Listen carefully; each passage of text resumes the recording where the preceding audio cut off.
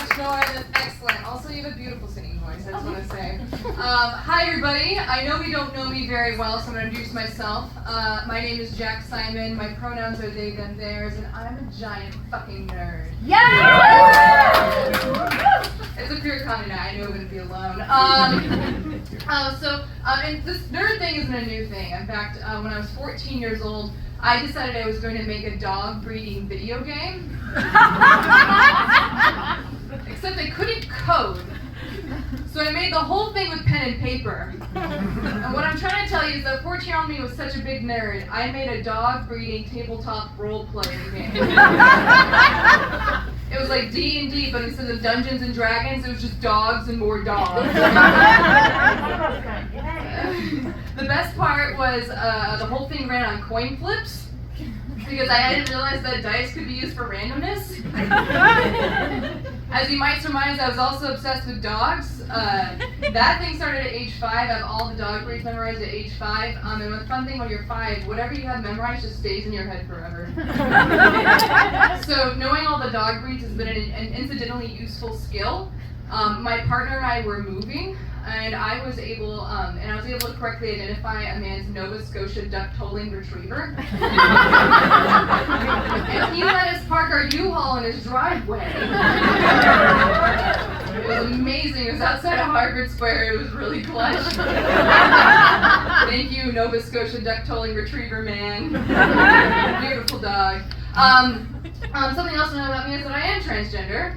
Woo! Thank you. And like I said, I use they, them pronouns. I have to say, transitioning has been the best choice that I can make for myself. I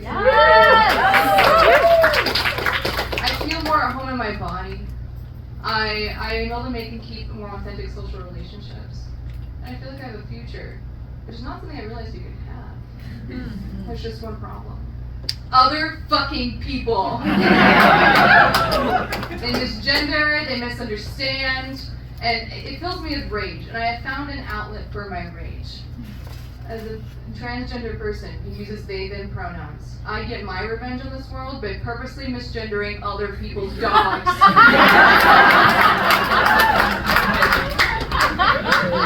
I'm going to give us an example, okay? I meet someone new, I meet their dog, I learn their dog's name is Chloe. I look at them, I look at their Chloe, and I say, oh, Chloe. He looks like such a good boy! His pink collar makes him look so handsome. I bet you at the dog park, he's a real rough and tumble dude. Chloe's doesn't like this very much, and I feel vindicated. Hey, I said to me, hey, Jack, you don't like being misgendered. Why are you misgendering another being? And there's 2 reasons. One, I want to feel the power. Other people are getting something out of this. I haven't figured out what it is yet. I'm going to keep trying. So far, it's nothing. The only reason that's less, okay, I got a secret for everyone. Okay, ready? Dogs don't give a shit about the he, she, they, it, whatever. As long as they keep throwing that ball, it's always going to keep coming back to me. Hell, Chloe might not even know his own goddamn name.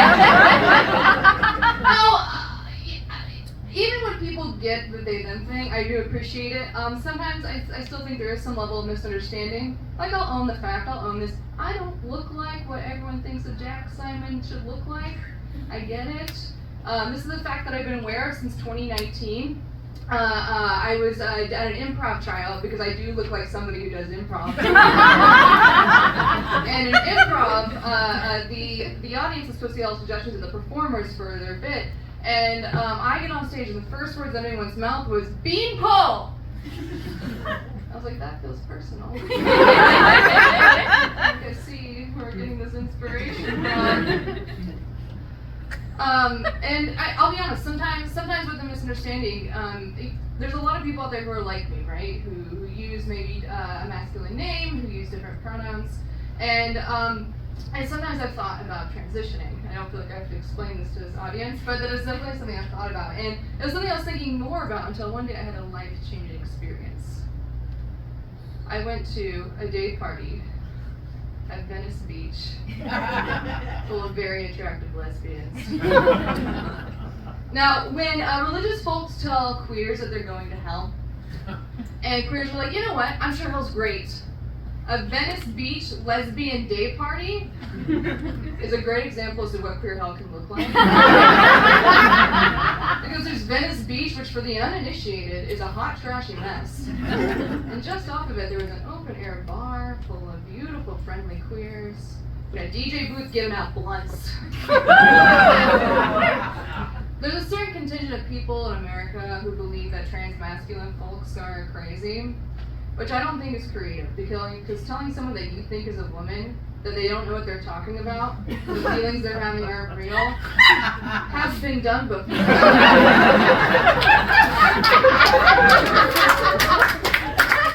Furthermore, attempting to make legislation to keep people that you think are women from doing what they want with their bodies has been done before. You should come up with better ideas. For example, what I think would be creative is if you put all the trans-masculine people on an airplane, because we put people we don't like on airplanes, and you send them to a Venice Beach lesbian. Because if you want someone to stop doing something, just make the alternative really nice. I learned this lesson when I was young.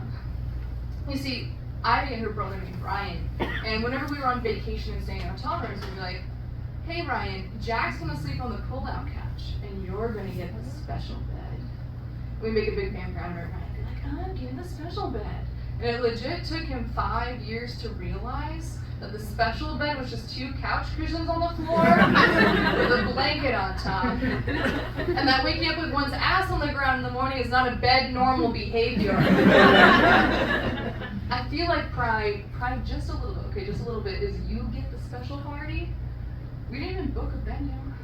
And at this point, I think there's more straight people at Pride because all the queer people are in a back alley having a secret party because our marketing tools are a little too effective. I also don't understand why there's so many straight people at Pride. They already have a straight pride. It's called St. Patrick's Day. Now, I enjoyed this Venice Beach lesbian day party. It was a good time. There was a burlesque performance to Miley Cyrus's Party in the USA. Like I said, hell for gays. But what I found truly life-changing about it was the first time I went anywhere and I felt seen. Like I didn't have to explain myself. And I felt like I belonged, and it was wonderful. And it started to make me think, do I want to transition because I need it? Or am I just looking to be seen? I don't know. But I can say one thing that I do know, okay? I think that the United States of America would be a better place if it was more casually Venice Beach lesbian day party. Right? Yeah!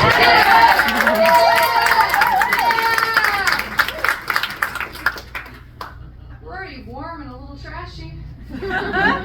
Might as well add a greater acceptance for gender diversity can look like, and have the DMV start giving out blunts. If Joe Biden ran on a platform of Venice Beach lesbian day party in 2024, I'd vote for that. Hell, if Ron DeSantis ran